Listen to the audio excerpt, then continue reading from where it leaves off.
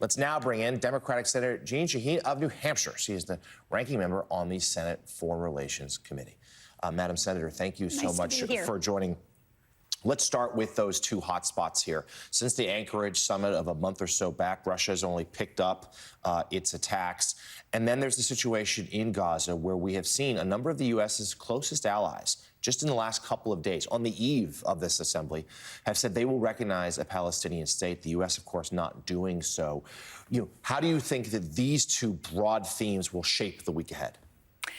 Well, clearly, Vladimir Putin is going to continue to escalate in Ukraine unless we put pressure on him. President Trump has drawn 7 lines in the sand now, and he's allowed Putin to cross those. And Putin's escalating. The drones in Poland, the incursion into Estonia's airspace, it's all about testing NATO. And we need to stop that. We need to get an end to this war that's killing thousands of people on both sides. President Trump says he wants to do that, and yet he's been unwilling to take any action to make that happen. In Gaza, we're hearing the frustration of those who are declaring support and recognition of a Palestinian state because of the way this war has been conducted.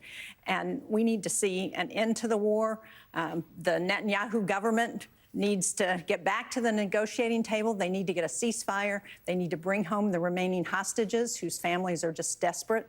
And we need to talk about what happens next, because the question is, what's the plan after this war ends? And so far, the Netanyahu government hasn't told us anything other than that they continue to try and take over the West Bank, which is not the direction that most people want to see. The White House suggests President Trump going to meet with some of the leaders of Gulf states tomorrow in New York, also perhaps a meeting with the Prime Minister of Israel in the days ahead as well.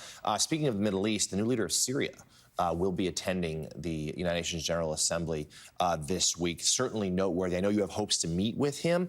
Talk to us about, it's I think for a lot of Americans, this is a storyline that's flown under the radar, just the tumult and change and turnover in Syria. Talk to us about why it's so important. What do you hope to get out of this week? We have an opportunity in Syria that we haven't had in decades. It's been since the late 60s that anyone from Syria addressed the UN. And Interim President al-Shara is going to do that this week. I had a chance to meet with him in August in Damascus.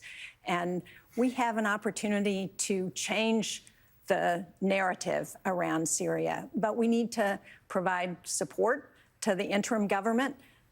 They've obviously had in their background, President al-Shara's had a mixed record, but so far his government has been moving in a positive direction. They're talking to Israel about negotiations to secure the southern border between Syria and Israel.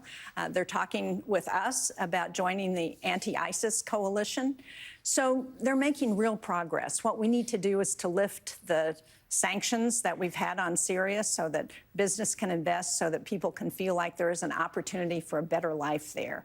Stability in Syria would go a long way to addressing so many of the conflicts in the Middle East.